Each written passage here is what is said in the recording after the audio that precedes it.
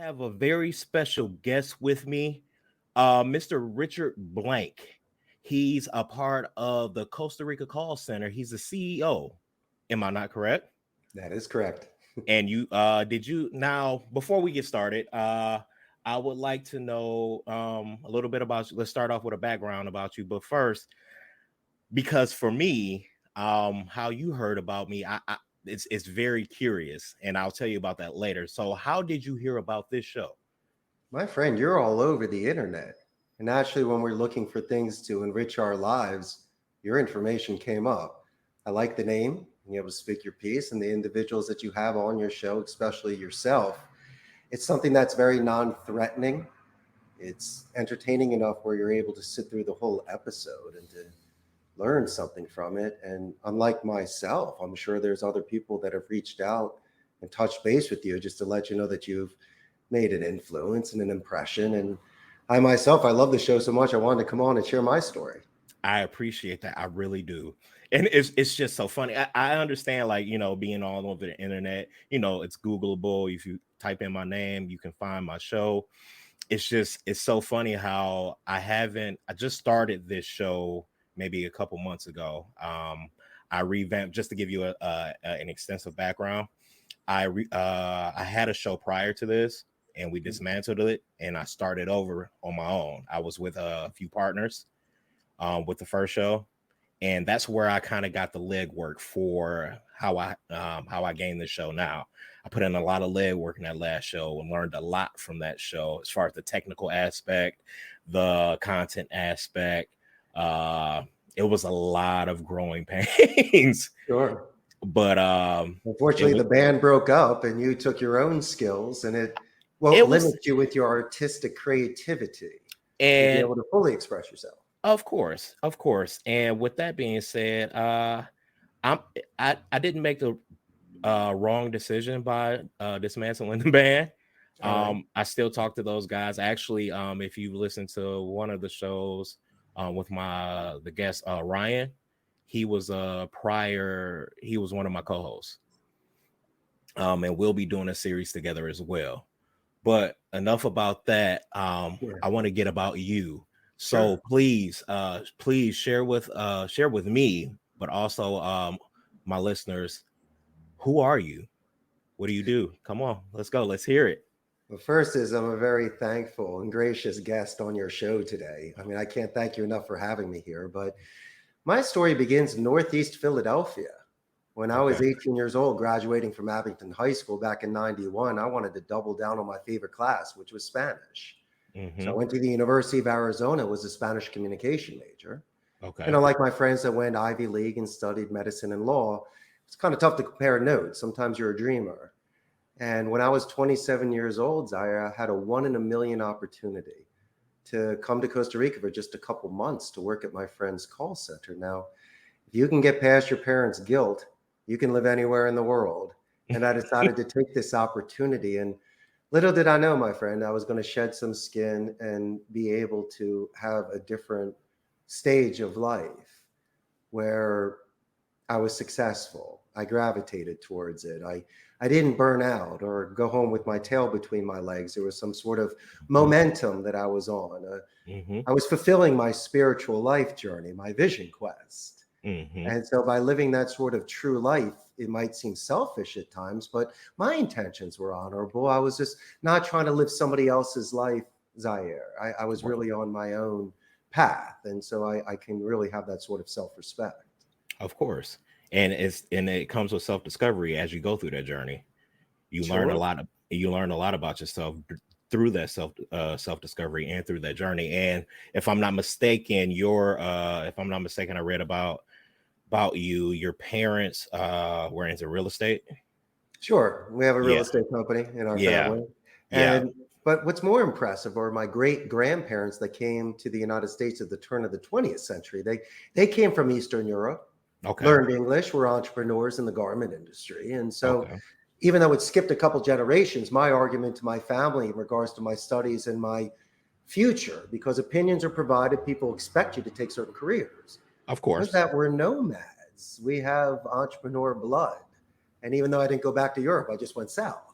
Of but it's course. the kind of thing where I know that it's in our family tree. And I could have always taken the easy way, worked at the family business, get underhand pitches with wiffle balls, but wanted to drink life, Zaire. I wanted to see what I could do if I could leave a castle and slay a dragon and save a princess. It's the only way you become a prince. And Of I had to course. take my chance. Of course. And with that, again, with that comes it's self-gratification too. Oh, You know, sure. because you take a path and it's an unknown path, but it's the path that you want. You don't know exactly where you have a goal, and you probably have multiple goals, but you have a goal and you see a light, but the path isn't as clear. It isn't as laid out for you. Things can deter your path, things that you can't control. There's Like also checkpoints. there. When you're scoring a touchdown or you've completed something. Like myself with Spanish, there are certain levels you have to master. Of But I course. also was going more as I err on the positive reinforcement. If I was acting the fool, if I was wasting my time or Mhm. making a joke of something, that's one thing. But people were really encouraging me, excuse me, to continue studying this language. And so in the back of my mind, that was a lot of wind that was being added to my sails. And that's a good thing when the market speaks and the sort of work that you do or the commitments and efforts that you put in. You don't need that acknowledgement where you get a trophy. And I don't need everyone to say that you are going in the right direction with your time and with your head Of and course. with your body, because time goes fast. And you just don't want to waste it in something where you feel like you're in a box Of and you course. can't get out. Of course.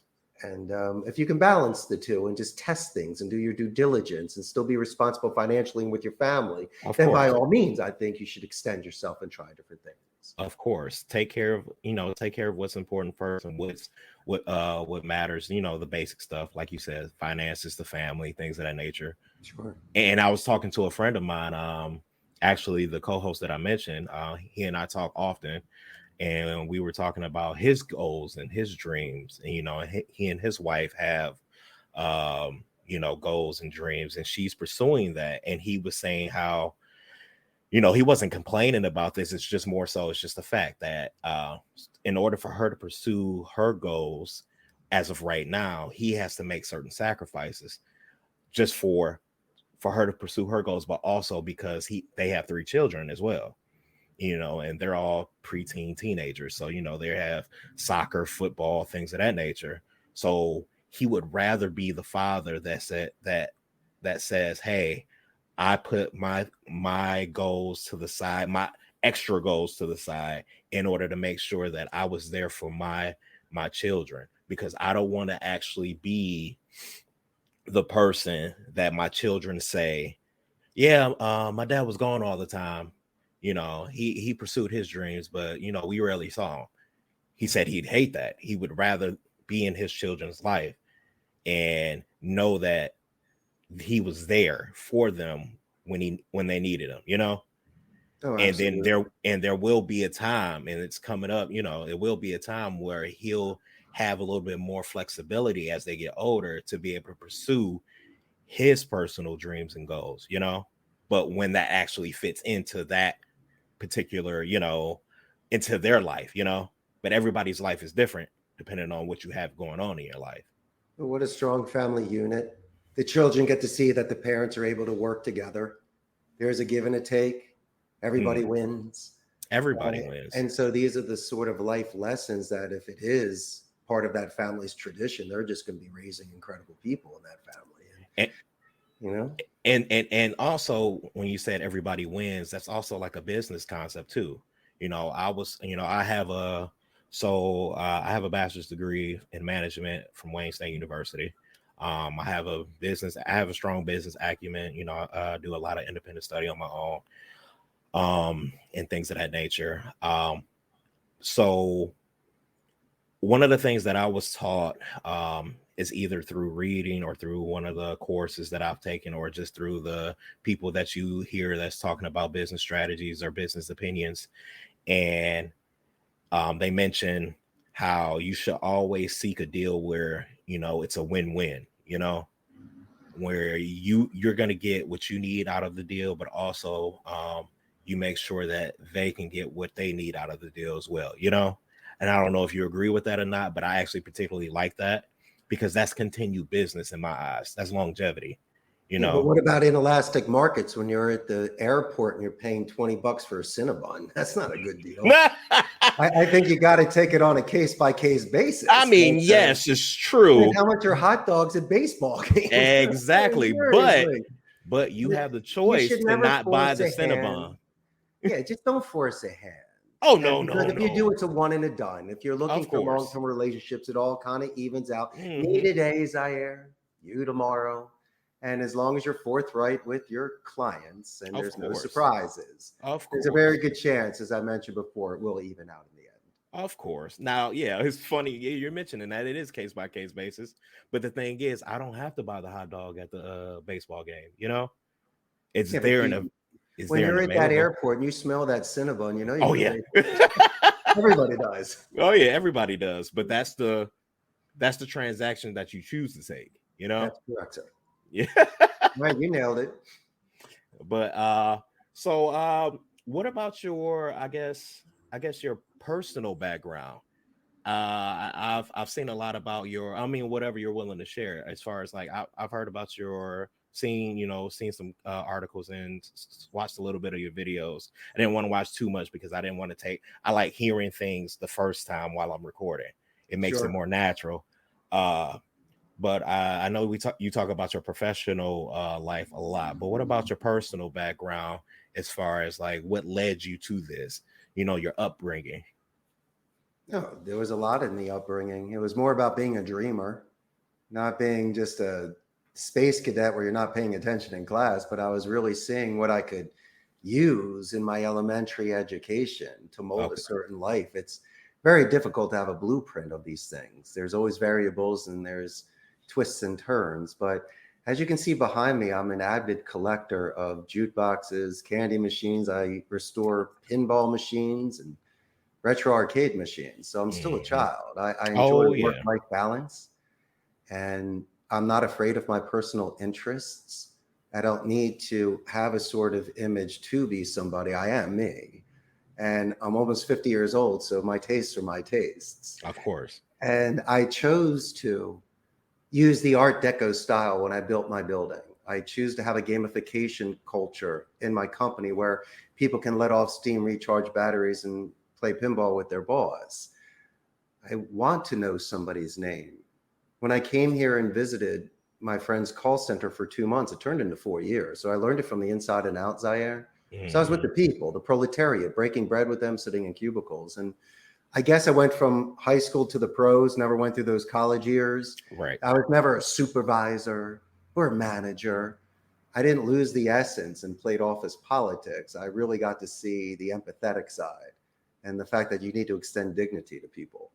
And as long as you give them their resources and you treat them a certain way, there's a very good chance they're going to come back and work with you. You're not supposed to just be a boss they fear or to use your leverage to fire. It's the dumbest thing you could ever do. It costs a ton of money to bring them in. I mean, why would you want to lose that investment? So as a young man, I realized that you get a lot further in life when you're kind. And also there might be situations where there is some sort of conflict. And if you can manage it through diplomacy and strategic rhetoric, and you use certain word choice. And in college, I studied micro expression reading. So I gave myself an advantage where I can study body language. And I took it a step further. Over the phone, we lose certain senses. So I focused more on phonetic micro expression reading because we're listening intently. And we're also using our image streaming to be able to paint pictures on the phone with adjectives and descriptions. And so I got to see the art of speech that always intrigued me. And since things today are more non-voice with chat and email, I can't emphasize enough interpersonal voice communication, because I think that's how you solidify better relationships for retention, upsell, referrals. And how about this, Zaire? Possibly getting that exit interview like your buddies when the band broke up. You're all still friends. But you definitely sat down And there was an exit interview. You explained why you're moving on, and you also explained areas in which we could have improved and times when it was just incredible.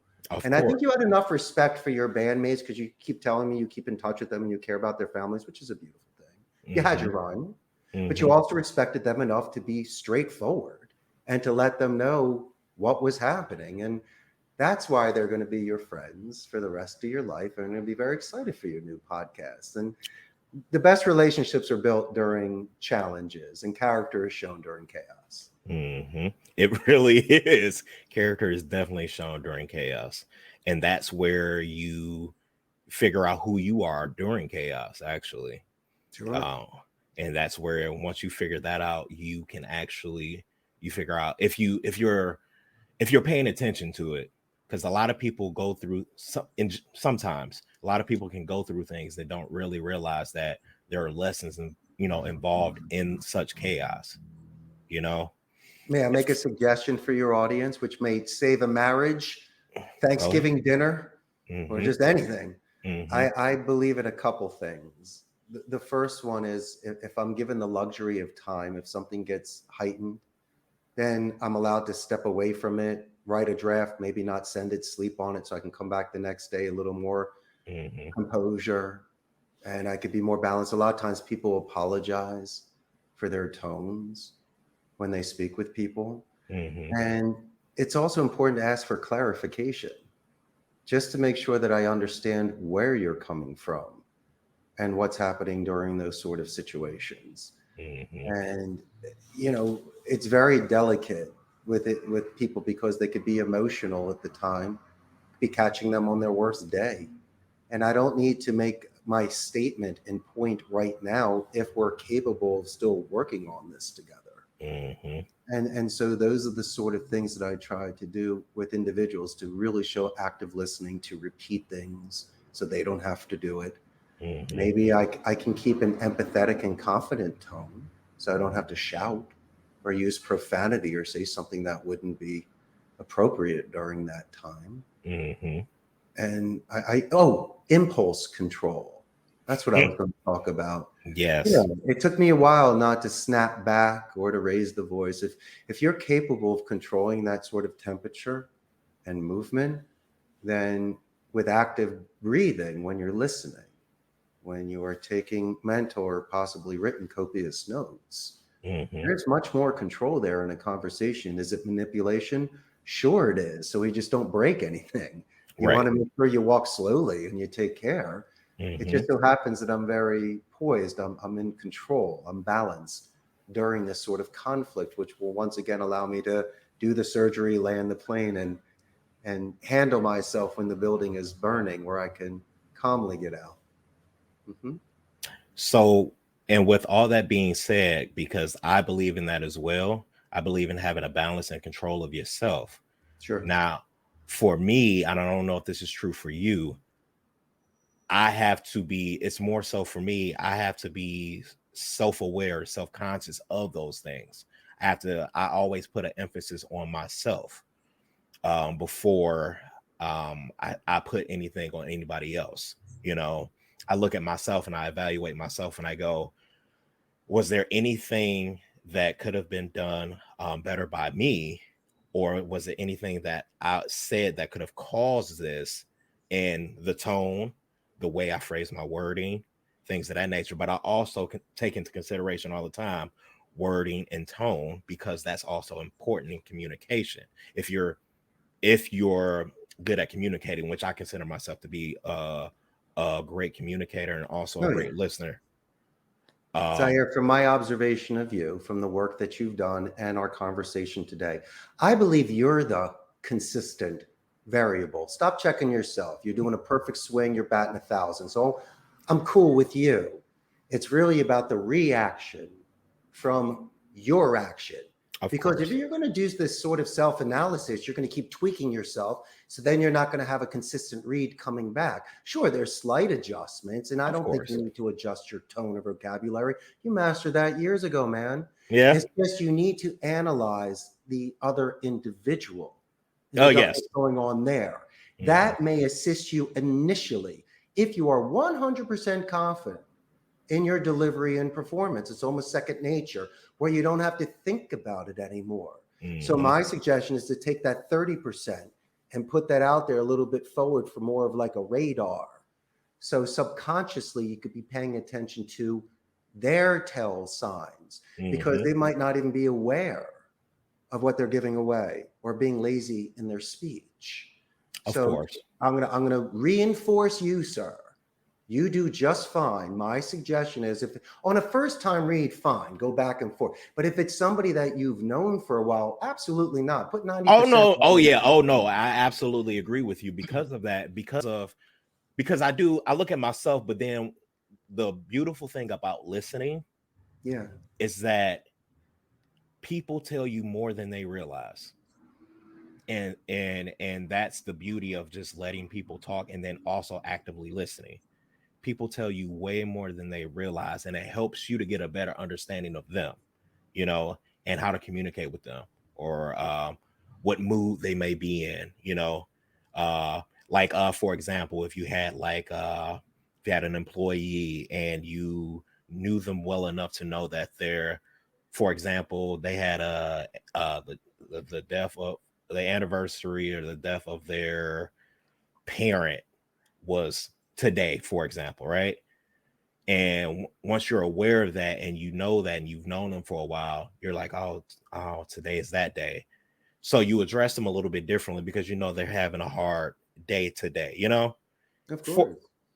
That's just a very quick example, Oh, Zaire, there's 1,000 things that happen outside the office which may affect their performance. Of course. We can't pry, but I could use some Philly guilt. I go, hey, Zaire, you all right today? Because you seem out of character. Last week you did 14. Today you've only done 3. What's going on? Exactly.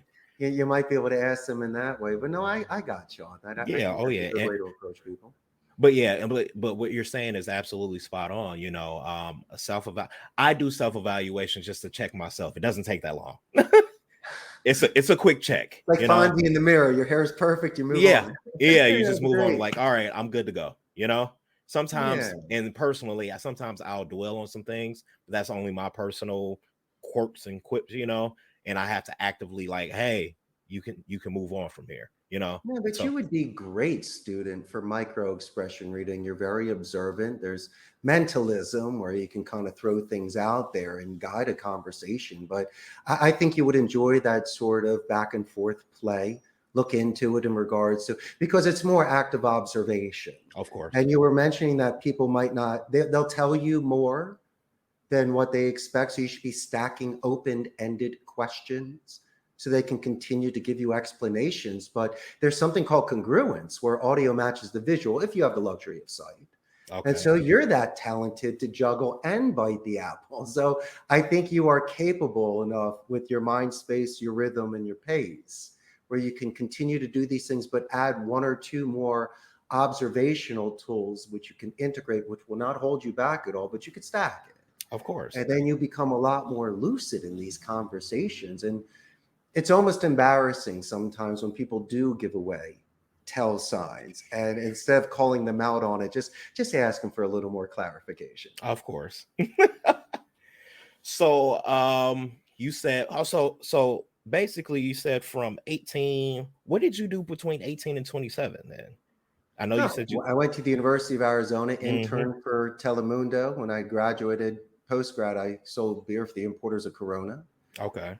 And, I was just kind of bouncing around. I was taking these sort of jobs and building on my skills because I had marketing in Spanish. But, that barn door needed to be open. I was yearning to do something more than just run around Scottsdale, Phoenix, and Philly.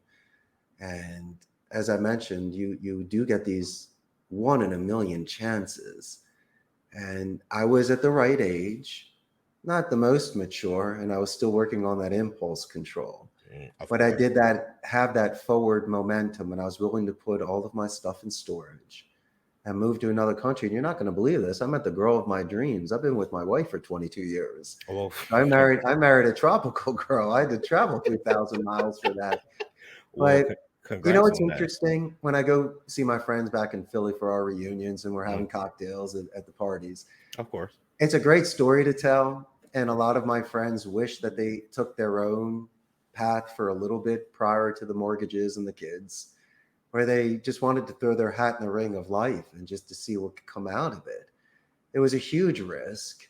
Not saying it paid off, but it could have failed miserably. But the But that fact was your that risk to take. no, there wasn't that much of a financial risk. When I started my business, I was working out of my home back in, October of 2007. I launched the site in February 6th of 2008. I landed one account, one seat.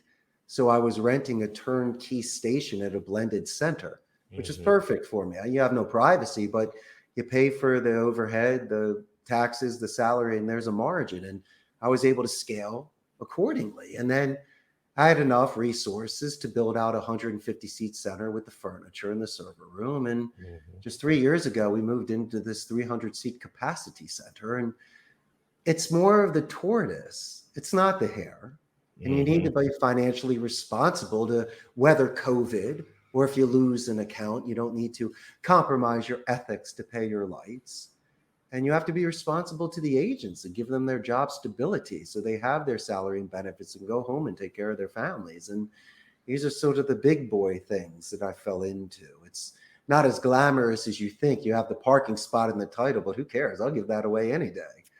I enjoy the fact that I feed families and that the profession I chose was lucrative enough for me to get a return on that sort of investment. It could have been anything. And I have fidelity. I love what I do because of the art of speech. I get to write rhetoric. I get to practice role play. I get to see these young men and women have breakthroughs and grow and become more marketable. And so I'm really paying it forward. And I'm trying to give back to this beautiful country, which has given me an incredible life for the last 2 decades. And you know what's interesting is something that you said is that the general aspect of is that you took on a responsibility to serve other people, right. To give them a life that they can live. But, so you're providing that, and but you think about them, and that's the beautiful thing. You're not thinking about, yes, you're thinking about the profit margins. You're thinking about all the financial aspects, but you don't compromise that for the sake of, you don't compromise the people for the sake of that. And you care about the people. And I feel as though that is a very, very good quality in a leader. Definitely, especially in a strict Catholic country. Think about a strong back with construction. I mean, you got to build that muscle to build those buildings. If these agents do not master their craft of speech, you're talking about return and growing campaigns and making money off of it. I have to make sure that they improve on their skills and become more self-confident and self-reliant, because if they're better, the account gets better. Of course. You can tell when someone's been practicing violin. So the teachers can tell. You can definitely tell. And I know when the agents are cracking codes and mastering levels and they're getting better. And I get off on something like that. And there's nothing wrong with that, because you know what that displays, because in our outline I mentioned management versus leadership, and I don't know if you find those two things to be different or synonymous, but for me, to oversimplify it, management can be more so like a overseeing type deal, where leadership is a growth process. I am entrusting you with something, and I am building you with I'm building a person to be able to take over whatever capacity it may be. I am building you not only for the job, but I personally like to build the people personally, because when you can make people, not make them stronger, but encourage them to help them become stronger, in whatever they're seeking, or whatever goal, or for the job itself, you can actually help them to become better people, stronger people. And that's more so like the premise of my actual show, the whole premise. I want to help people to become the best of them. whatever that means to them, you Yeah, know? but Zaire, you can't go home with them. I mean, No, here's the skinny. God, no. If you want to talk about leaders, and I agree, management is mostly oversight, and you shouldn't need to lock your door if there's no thieves. You don't need managers if people are leaders themselves and can do their job. Of But I course. look at it like this: if somebody goes home and makes their bed, that's Hmm. a leader. If they show up on time, that's a leader. If they're Hmm. well fed, so physiologically they Yes. have the endurance and mind power, that's a leader. So what do you want me to do for the 8 hours that you're with me? Drill in certain sales techniques, long meetings. What do you want Hmm. me to do? I think you're better off being a marathon runner than a book scholar. I think if you could do something outside of the office that's above and beyond work related, Of course. then I think that's a leader. And so these are the sort of things that I can encourage somebody to do. So when they come here, prior to even meeting me, they're bilingual, which shows dedication and structure. And so what I only really want to do is to give you the bike and to let go and let you balance it yourself. And Hmm. and I get fascinated when I hear what people are studying at the university or what their pastimes are in regards to joining a band, doing artwork, traveling, athletics. And so when people come to my company, besides filling out the resume, I ask them to flip the paper over. And Zaire, I want them to write me a coming of age moment. I want to know when you beat up a bully or saved a kitten or you did something in life that just really makes you feel great. Why? Rainy Wednesday, client yelling at you, stubbed your toe, burnt your food, lunch. You're in a bad mood that day. And we mentioned earlier about someone being off. Of Well, one course. of the easiest things I can do is to remind you that you told me a time when you were winning. And that could possibly, in one of our senses, if not all, if you can kick it in, get you back into that point. And so I believe in that.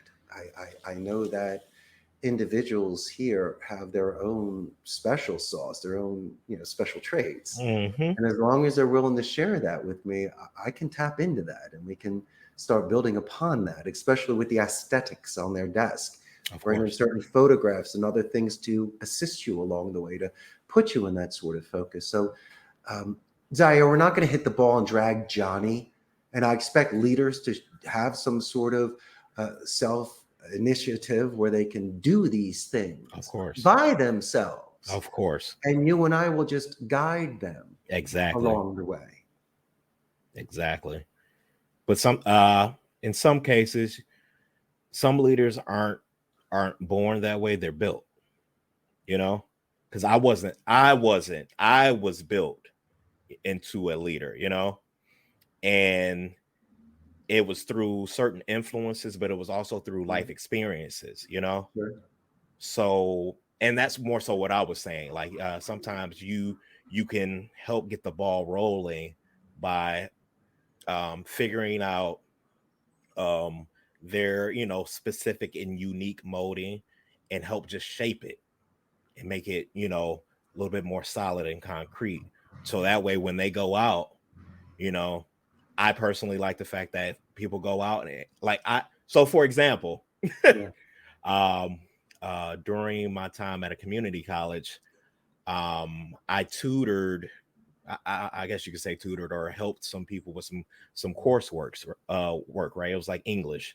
It was a guy Okay. that was kind of he was kind of failing at some point, and my professor had toted one of my papers as being well written, especially for a college writing course. He was like, "This is what a college paper looks like," and I'm sitting there in class and I'm going, "Oh, that's my paper," and I was like, "Oh." I was like, "Well then," and this guy was. He was difficult to please. So I took that as a compliment. He was difficult to please, but he was fair and he was honest, you know. And when he gave me that, one of the classmates that I had, he was telling me like, I don't know how I'm gonna get, how I don't understand what I'm doing wrong, things of that nature. I was like, well, if you want help, I can look at one of your papers and see what's going on. Sure. And I did. I looked at it. I analyzed, and I'm like, well, first off, we need to get the sentence structure correct. As far as a paragraph is concerned, paragraphs are considered 5 to 7 sentences.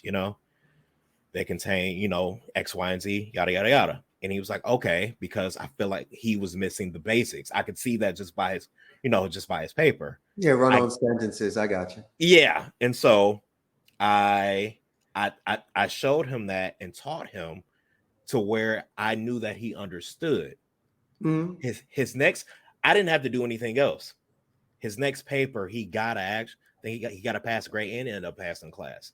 Oh, But it's always interesting is I only told him that once. The same thing with another similar class, but this was math. I think I hope this young lady once or twice just kind of guided her, and after that, she felt more confident about, you know, felt more confident, and she passed the course. So I understand those things of just giving people what they need at that moment, and then like I love I love delegation. You know, it's fun to promote from within, of course. yes, People of agree with course, you. of course. And all you need is the information and the knowledge and the confidence to actually to I guess pursue that knowledge or pursue that goal. We can help you get there, and then you can just go off on your own and make your mark, you know, the way that you want, you know.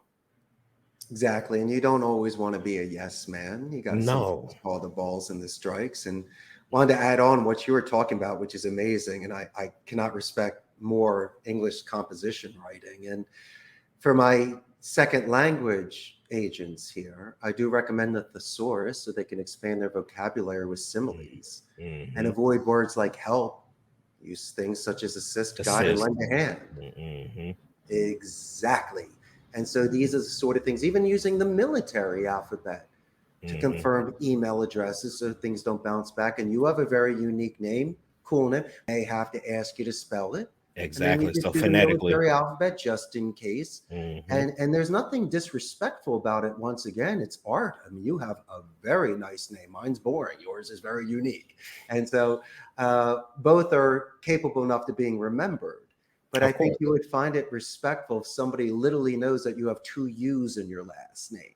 Exactly. 3 actually after the K. But it's so unique. And it's just, they might miss that. And those are the little details that could make or break a friendship or for you to take something into consideration. And so, you know, I like that sort of stuff. You seem like a great teacher where you make it a lot of fun. I appreciate that. For me, well, it's funny. Look, for me, the name, I actually created this name. And what's the symbolism behind it? The symbolism, Zaire is like Zaire means river or river or powerful river, strong river. Ukuu means power, so powerful river, you know, river that swallows other rivers, things of that nature. The smart person not only spells it out for you, making sure you have 3 U's in that last name, but then asks the follow-up question, hey, Zaire, what does that mean? So instead of selling, now we're anchoring. And I can put my hand on the rock with a grip so I can pull myself up now. And these are the sort of Me Too techniques, the real active interest in what you're doing. That's a phenomenal name. And I think the fact that you're proud to share it, and now I know these 2 words now, I know powerful river. And so that you just increased my vocabulary by 2 words today. And so the fact that we can exchange knowledge and walk away smarter. Exactly. That's just one of the many things I got away from this conversation today. See, there we go. And then let me just make sure, because I take pride in the name, because they're both Swahili. Swahili. Yeah. Okay. So, and let me clarify, Zaire means river or river that swallows all rivers, and Ukuu means greatness. So I'm sorry, it's greatness. So great river. Love it. Yeah. See, that's what we do. We look it up. We get it perfect. Yeah. We're on the phone for another 3 minutes talking about your cool name. And so, I mean, and you ask how you close deals and make relationships. Well, we just connected that way. Now we start saying, hey, Great River, what's going on? Exactly. You know, and you could be called worse things, right? Oh, great. That's very cool. So I have I wanted to know what you thought about accountability in the world today. Because from where I stand, our culture right now is it's no matter what realm or what what area you're in, it seems Mhm. like it's always someone else's fault. It's always someone else's, this is the reason why it happened, and a lot of people are not accountable for their own actions, or don't sometimes don't even consider that they had a part to play in a situation. And that can be business, that can be politically, socially, relationships, as far as friends, family, spouses. um from where you stand and where you are, do you think accountability is lacking, or is it strengthened in this?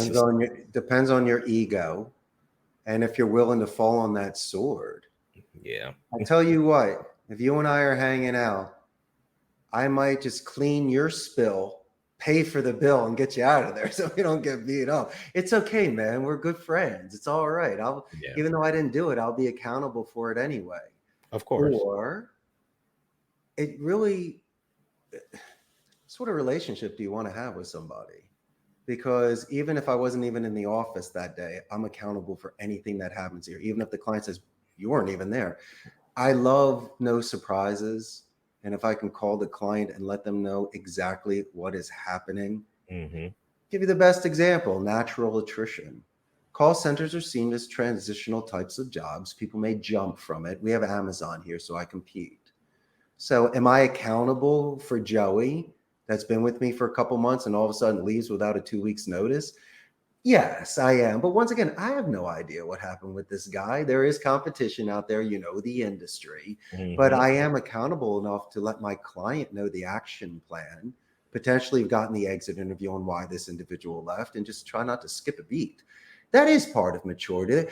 You know what, Zaire? There should be never anything that's a deal breaker. If you ever got to that stage, you're curing instead of preventing. There should have been 10 things you could have done prior to that, to Hmm. have to worry about your pride and your ego. Of And course. maybe if you're the one that raises their hand and takes the hit, then all of a sudden you're not a martyr, but you're the leader. Of You're not course. an, it's almost like I remember Al Pacino's speech in A Scent of a Woman. He was talking about the kid that had his honor and was ethics and was willing to fall on this small sword, but the school was making such a big deal out of it. But he was willing enough to say, I did it. Or I'm willing enough to say I didn't study for that test, or I wasn't prepared, or I was prepared. Hmm. And maybe not being a yes man, I would make a suggestion on how or Hmm. what Zaire and I could have done to accomplish this, because you only gave us $3 worth of gas. How are we getting to the shore? It's not enough gas money there. Exactly. And so you got to take it that way. But the real leaders are the ones that stand up and make things very clear. So maybe you could be accountable for the delivery if there's other people involved. You could Of be course. accountable for laying out the game plan and Hmm. seeing if people can add to it or subtract to it. But Of course. um, it should never hold you back from compromising your ethics, values, and more. You should always follow through on what is right. And if you can do that, then I think you're probably going to get the outcome that you're looking for. Yeah. So one of the things about accountability that and you kind of hit on this, is that I'm the type of person, I can admit that I was wrong. I messed up. Hey, I did. Oh, that was on me. Hey, XYZ didn't get done. Oh, that was my bad. Okay. Or what happened with this?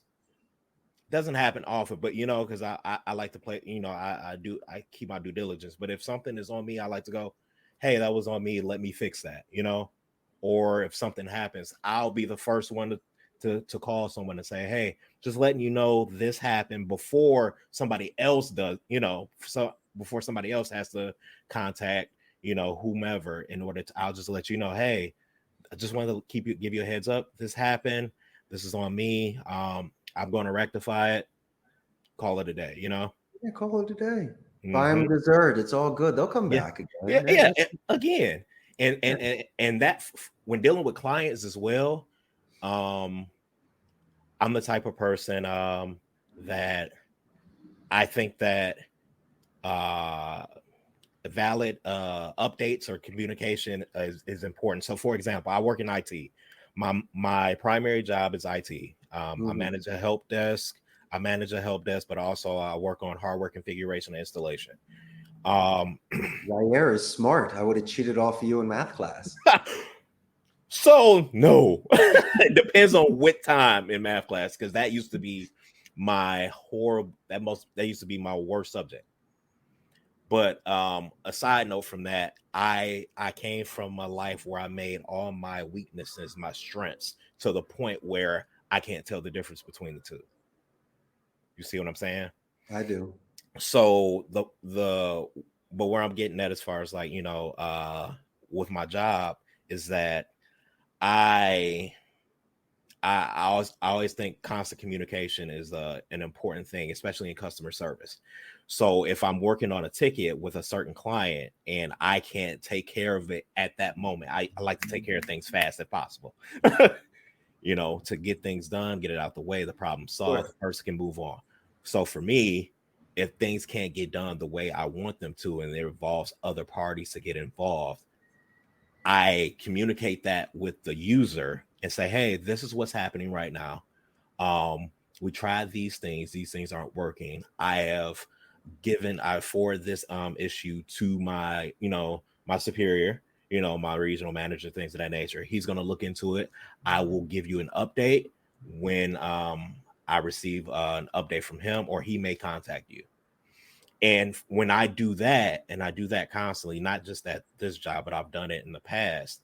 Yes. A lot of people appreciate that so much, because it's better than being left in the dark.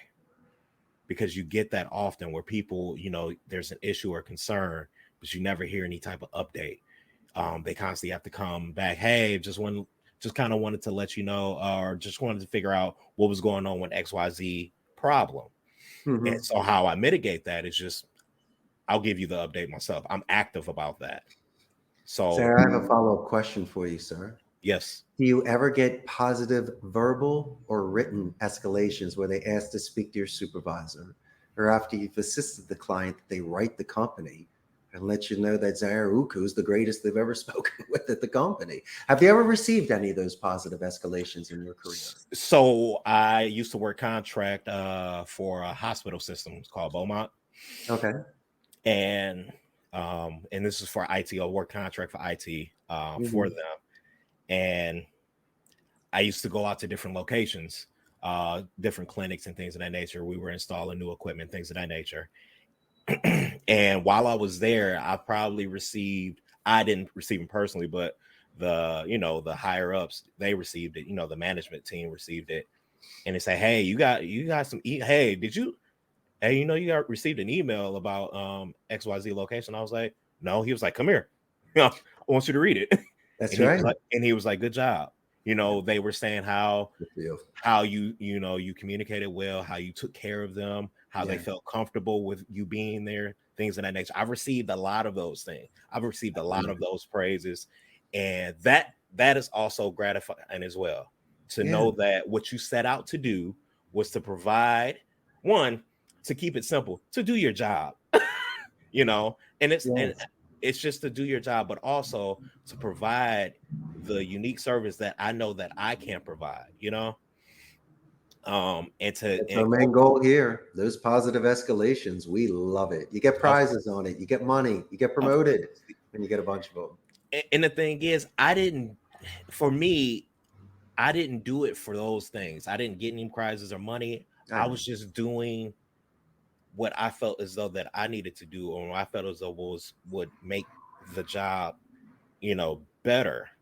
So actually, for example, one of those actual emails, when I first went to that clinic, they were skeptical about having IT touch stuff. I had been there long enough. I understood why. So to ease their pain, I said, hey, well, can we organize this in a way in which we can get these things done one by one? you know, we can get this new equipment in, and then with the certain equipment needed certain software, and it had to wait, and I had to have somebody remotely get into those computers and install that software. I said, we'll do that this way. That way we can ease into it. Mm-hmm. Mm-hmm. And then we can actually do that. And she said, okay, that's great. And I was starting to work, and I was working. This was like day 1, maybe day 2. And she was like, she was satisfied already with just what I've already provided for her, that she was like, who do I email about, you know, just the job that you're doing? I wasn't even finished yet. I wasn't even halfway finished yet. And I told her, I was like, you email XYZ people, whatever. But what I want you to do is, I want you to wait till I finish. I want you to wait till I completely finish my work. And then you make a decision whether or not you still want to send that email. And she said, fair enough. We shook on it. She said, fair enough. And after I finished and I was long gone, she did send that email. Amazing. That's why, Zaire, you're in the position you are today. Those are the perfect stories to share. You didn't ask for anything in return. You were just not just doing your job. You know that. It's just the way that you and I were raised, with manners. And we're just being very respectful and professional individuals. And of course, if that's being different or being superior or cracking a code, you and I expect everybody to do that. So, I mean, you know, exactly. I mean, what do you want me to say? I mean, that's what you're getting paid for. The smile was extra. So, I mean, what do you want? Exactly. So it's always fun. It's always fun to have that type of. I really did enjoy it, because I was like, oh man, really? It was. I want to say it was about 3 emails during my time. I was there for like a year, but I remember certain places they were like, hey, where's Jeremiah? You know, because I worked with. So can you and I maybe break some misconceptions that people have with those? I know you weren't at call center itself, but individuals that make and receive calls. We don't need to sell stock or what you see in Hollywood with the movies. There are individuals like you and I that can assist in people that might be going through a tough time or stressed or really want that service. And so we're the behind the scenes. We're the ones that do this for a living. Yeah. That's where I don't. It's really hard to explain. It's just how I that's what I think is right. You know, to provide a service. It's more so like this. Anything that I do, it's like I sign my name on it. So I take pride in that. Sure. You know, so when anybody says, hey, Jeremiah, you did this, you did that, or Jeremiah was here, and they go, oh no, Jeremiah's here, we don't have to go over that. Like I used to work janitorial, right? Okay. And I've had managers that came in, and I'd see them and they go, oh, we didn't need anything, we didn't want anything, or you know, I just happened to be driving by the facility. I figure I might as well stop in. That was the only reason. I was like, we don't have any complaints about you. I don't have any worries about you. There were concerns. We can give those to you and get taken care of easy. He literally told me this. It's like, I was just stopping through because I was literally passing by. And you like it there. Yeah. And I like being in those places, being in positions like that where I am considered reliable, you know? Oof. That's huge. Yeah, that's the cousin of accountability. Yes, because with my job that I have now, my first day, I had the CIO and my regional manager to look at me and go, we don't micromanage. I'm telling you that right now. It's like, we don't micromanage at all. I was like, thank God. I can't stand it. Unless it's a Lennon-McCartney sort of thing. But if it's someone that ruins your rhythm or second guesses you and having long meetings before your coffee in the morning, sometimes, no, that stuff doesn't work. Oh, you know what's funny about that as far as the long meetings? One of my janitorial jobs, I was the team lead.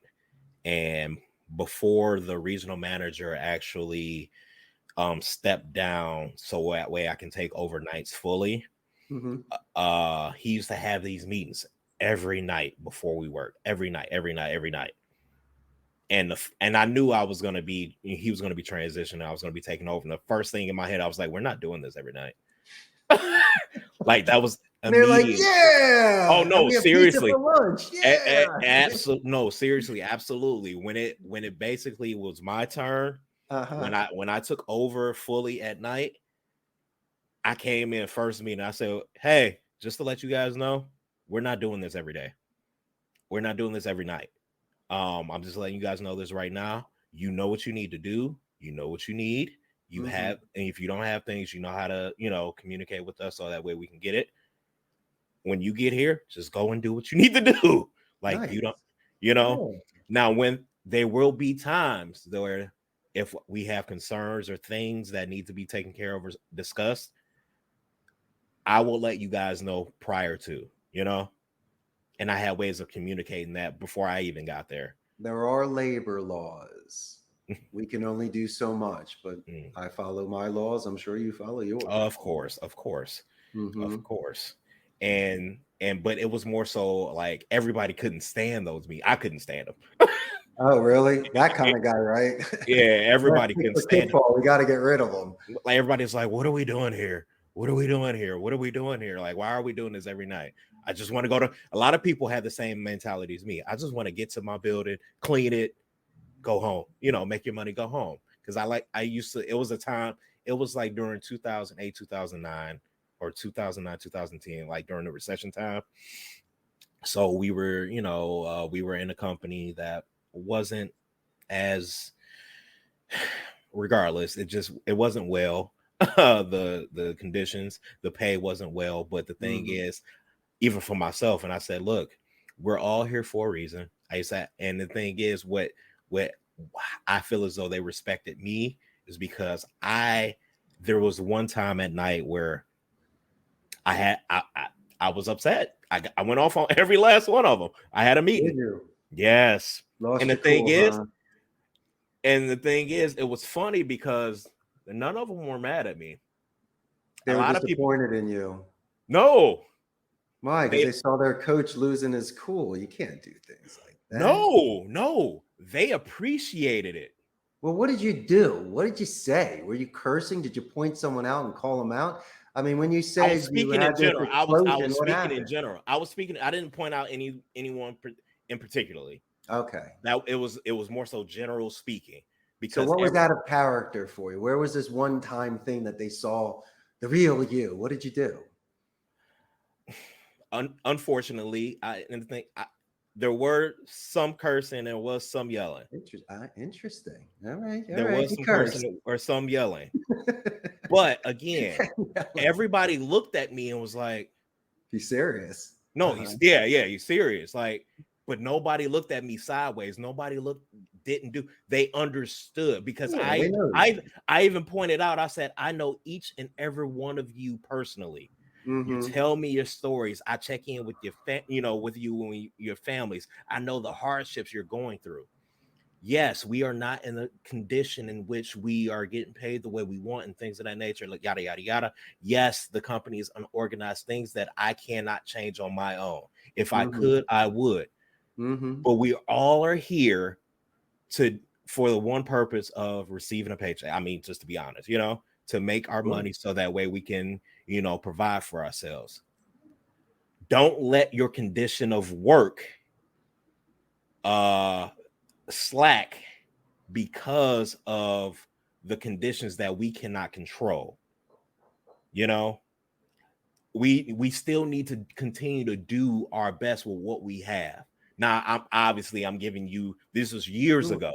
This is years ago, like over. But I have a follow-up question. Let's say you could go back in time. I love the message, of course. But do you believe if you could go back in time that you would have given a little bit of a different delivery? Because you're bringing it up now. Obviously, this incident is still in your mind. It's not really what the company was doing. It's your message, of course, and what you did.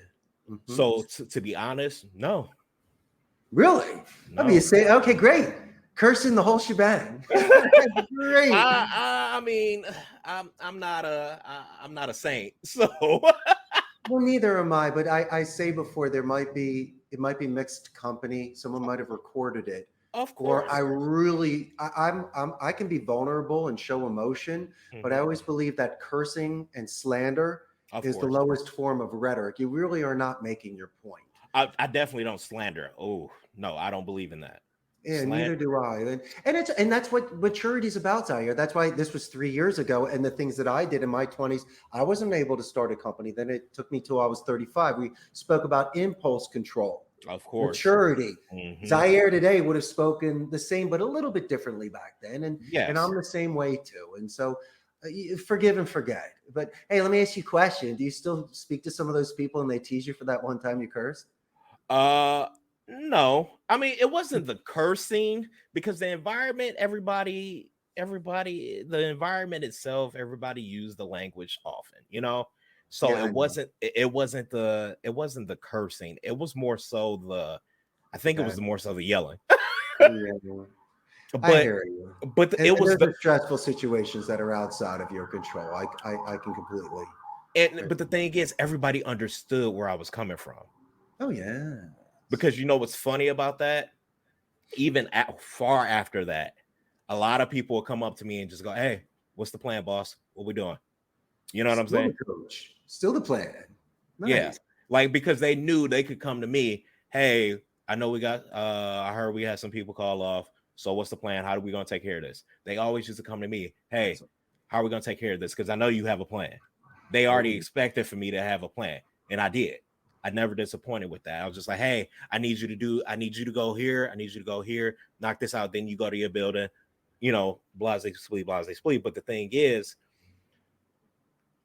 I remember telling them one day, and this is something that we talked about prior, is that they relied on me, and I took on the shoulder of the burden.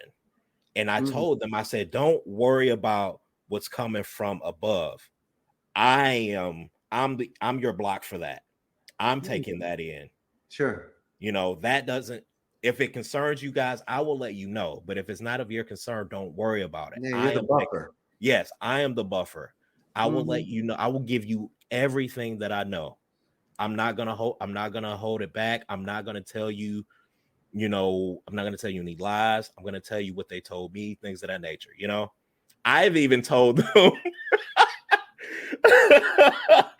So I've done this to where, all right, I'll come into a meeting. I say, hey, we have to do XYZ assignments. This is how they want us to do it. And Mhm. everybody will look at me and go, that doesn't make, and I'm like, and I stop them before they even say anything. I was like, this is how they want us to do it. We're not doing it that way. I'm just letting you know. This is how we're going to do it. And they go, that makes more sense. Again, there's more than one way to skin a cat, and there's more than one way to get the job done. I like to be efficient. Sometimes efficiency is not the strongest quality in a lot of people or a lot of organizations for that matter. But I understand that, and I don't break any like laws or codes or anything like that No, no. to it's just a more convenient way, one not only for myself, but also those that work with me. And Hey, if they have an understanding of how to do the job or task, and a lot easier, quote unquote, but getting the job completed, they see that and they respect that and they go, I like the way you're actually thinking. I like the way, and that's why they used to come to me when we had call offs and things of that nature. And they go, hey, what's the plan, boss? You know, I because they love know. it. So you get what I'm saying?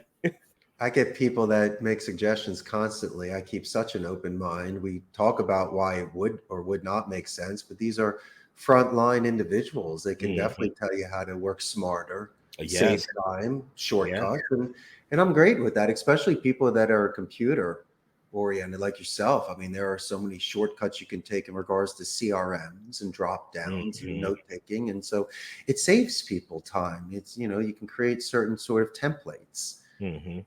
to have things done. So no, I love that. That's great that you think like that. So on our last, kind of I want to make one more kind of conversation piece note. Yeah. Um as a person that has had a successful career, such as yourself, I noticed that you've given back. You've given back as far as like charitable, in charitable ways. Please talk about that, because I feel as though that is important as well, just as much as the growing of people. And that's actually a part of it, to share what you've gained and try to help people get to that point through other means, Of So, course. Besides the salaries, which pays for families here, I think one of the things I'm very proud of is the second language scholarship mm-hmm, I have every year at my alma mater, Abington High School. I will, usually pay for a freshman's books when they go to college. And for somebody that wants to study a second language at a university level, because there's so many athletic and music and other types of scholarships out there, but I wanted it where you could really see somebody's passion that was not born with that language, but had dedicated studies to really grow. And that's the one thing I give back on. In fact, I was asked to be a keynote speaker for the 68th Induction National Honor Society ceremony this year, which was another huge compliment, mm-hmm, because I was not AP, I was not honors, I was just a very active, athletically student government. But mm-hmm. that's something where if Abington did not encourage me and give me college recommendation letters from the late Principal Norman Schmidt and my Spanish teacher, Esperanza Galshak, I probably wouldn't have gotten into Arizona. My grades were not that good. They're okay. But these Yeah. were the sort of people that believed in me. And I just didn't go to university and spend 4 years and a couple $100,000 and now do something completely different than what I studied. And when you invest in your life, and you take chances on yourself, it's an incredible thing. If it's very liberating, because if you fear failure, not saying you will or will not, but if you know that regardless of the outcome, that you did this over a responsible period of time, it's an amazing life you can live. And being here, I guess what I can give back is just being a nice representative from North America, being a tax-paying owner of a company, breaking order any sort of bad stereotypes of telemarketers or call centers by doing things properly here, and where we're very selective of the campaigns that come in. Mm-hmm. And just all in all, trying my best to increase the marketability of those that have been with me. I've trained over 10,000 people over 20 years, and I've been able to try to reinforce, as I mentioned, that sort of confidence, self-reliance, and advanced English and rhetoric skills so they can have better relationships. And that was what I put out there and has come back tenfold. And sometimes stars are aligned. And I mentioned before, day after day, month after month, year after year, if I'm still having a smile on my face, my toes are tapping, and people still like me, I must be doing something right. And I did choose an industry that, as I mentioned before, could be very financially stable for you and very lucrative. And I was fortunate with that as well. And so it makes you humble, and it makes you very gracious, especially if individuals have been with you over a decade and have Mm-hmm. grown with your Yes. company.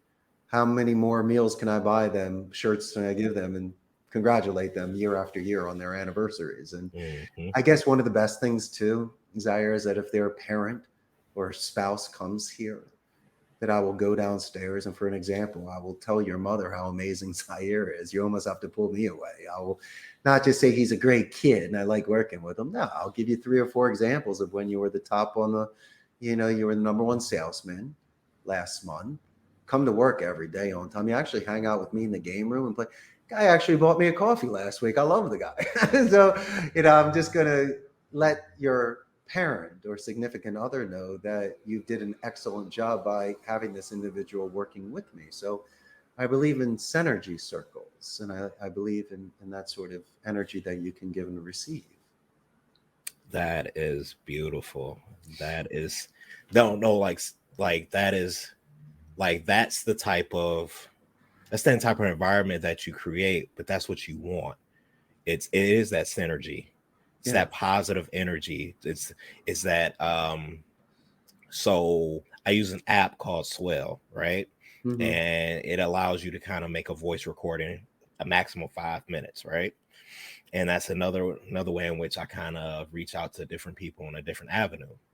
So it was my last post that I created, and I was saying that, you know, that I hadn't been on in a while, and one of the reasons that I didn't want to be on is because I wasn't feeling myself. I wasn't in the right mindset. Didn't have the right energy.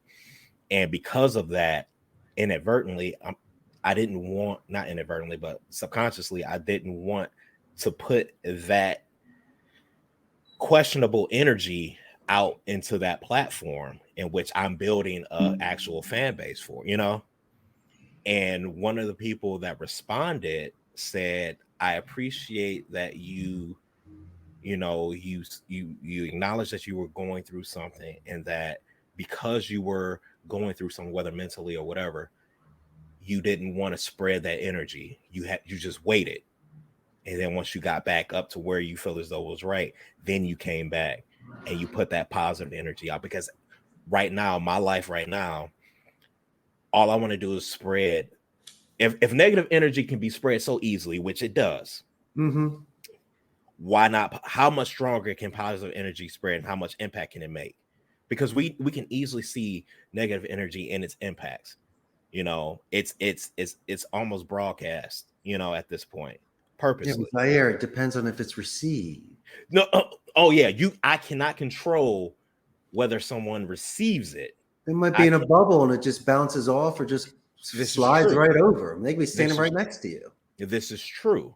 And you are absolutely right. I cannot control who, if you're going to receive it or not, but that's not going to stop me from still putting it out, you know?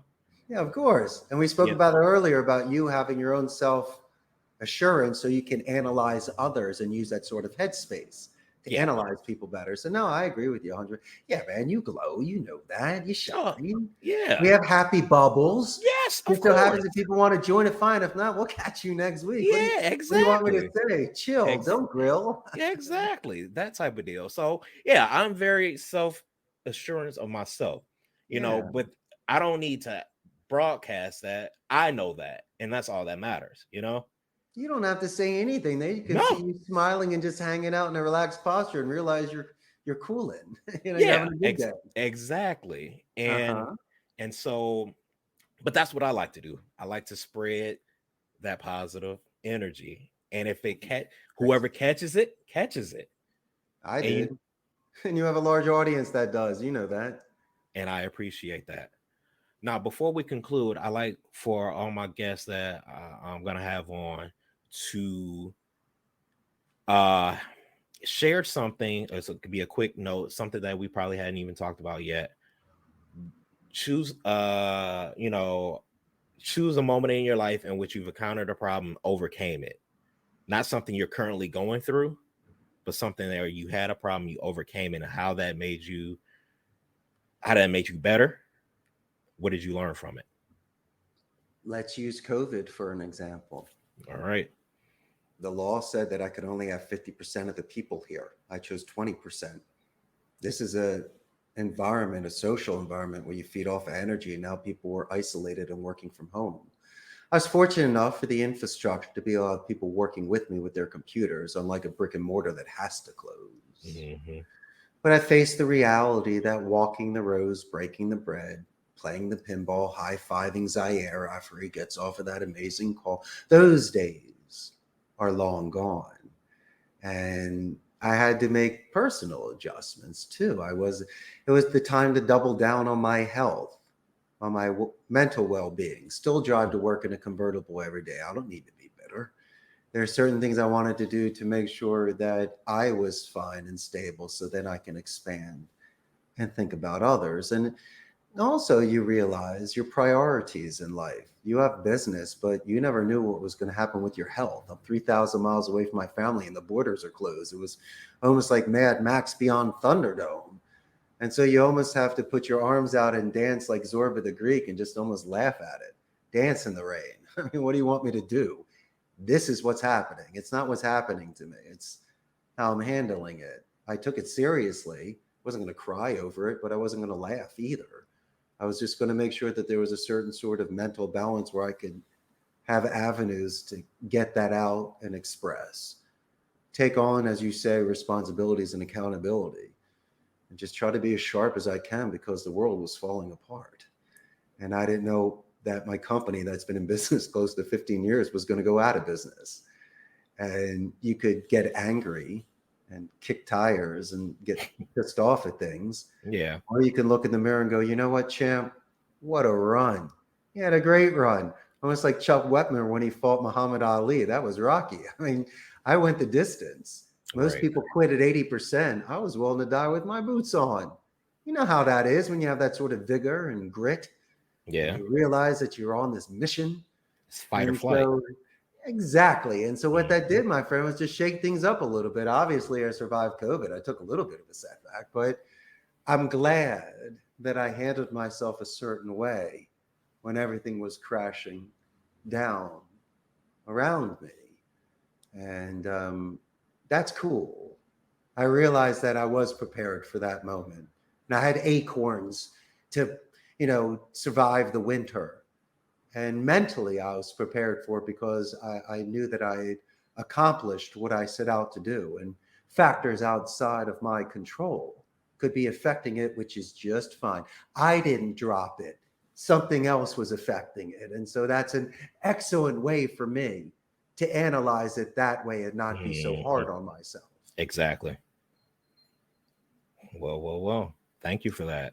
You're welcome. So I want to say thank you so much for providing me with time to be able to have you on the show. Thank you for being a listener, and I hope you continue to be an active listener. Thank you. I really appreciate you of the compliments you've been giving me prior to us recording now, but also just while recording. I appreciate everything that you've been willing to share. And I really hope the best for you as in your continued success.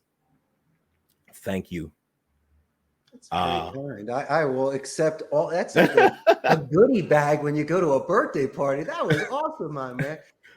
Does your audience know we're doing this on a Saturday? That we're just hanging out and we're talking here. I'm dressed up. Yeah. That's how it was so important for us to get together. Our schedules are so busy. Sure, we took the time of the Saturday. I got things to do, but I also wanted to hang out with my friend. And if you're capable of adjusting your life like this, where we can put wind in each other's sails and work accordingly through convenience, this is amazing. But my friend, I had the best time today. I cannot thank you enough for having me on your podcast. And I hope I spoke my piece and passed information over that we all can get better. And as I say, I can't wait to continue listening to you and watching your success. I appreciate that. And on that note, ladies and gentlemen, thank you for listening, and we're out. Peace.